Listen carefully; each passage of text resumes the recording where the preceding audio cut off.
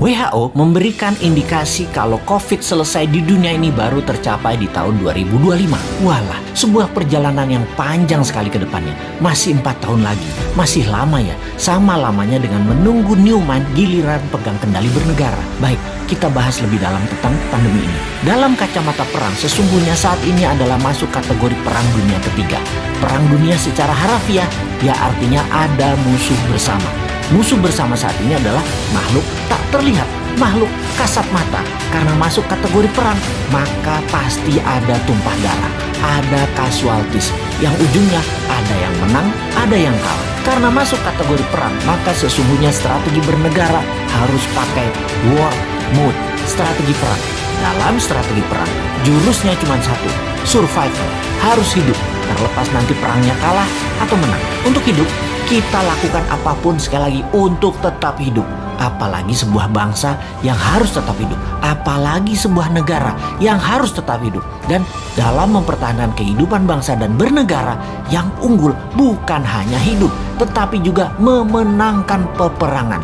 Untuk menang perang, kita harus bertempur hebat, punya mental baja, kompak, dan punya strategi jitu.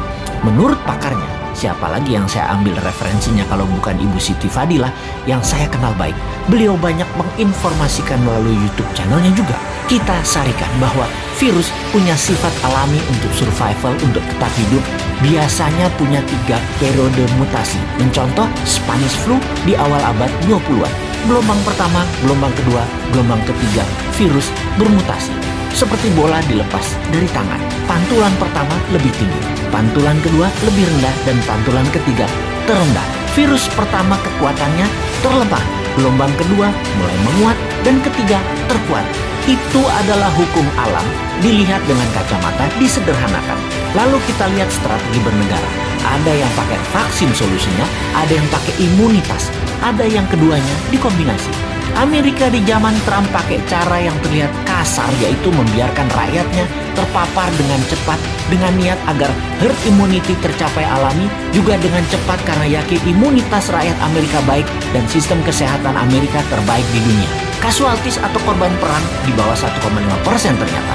Saat ini terdapat data bahwa 49% rakyat Amerika sudah terpapar dan punya imun sistem sendiri, dan suntik vaksin sudah mencapai 20% populasi, alias herd immunity sudah tercapai di Amerika saat ini. Vaksin tetap dilanjutkan.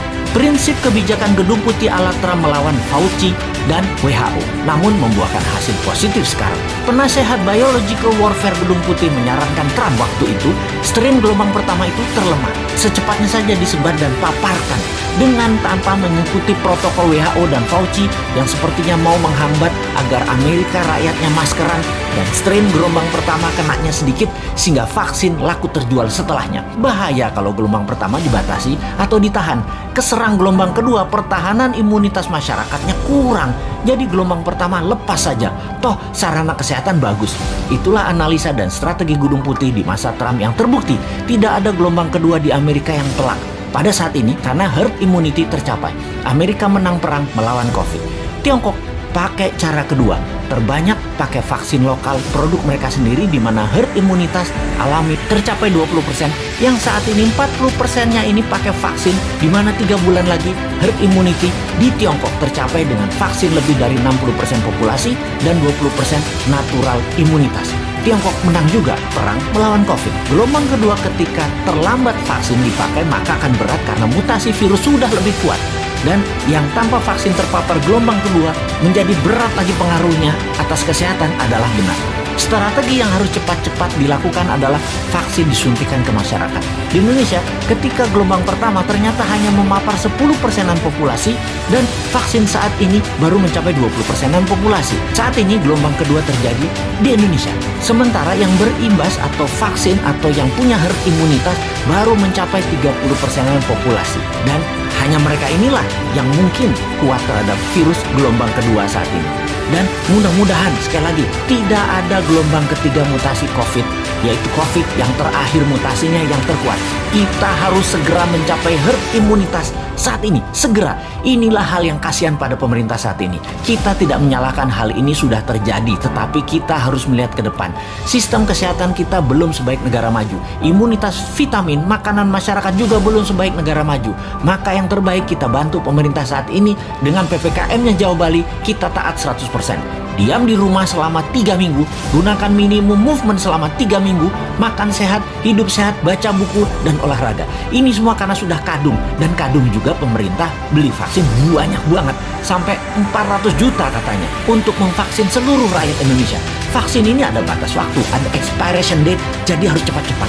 Pandemi, kalau penanganannya benar, sarana kesehatan baik, dan imunitas vitamin yang didahulukan, menurut Ibu Siti Fadila, dengan 50 juta vaksin cukup kok. Kecuali pesan banyak ini, karena sekaligus jadi proyek pejabatnya. Ya walau alam.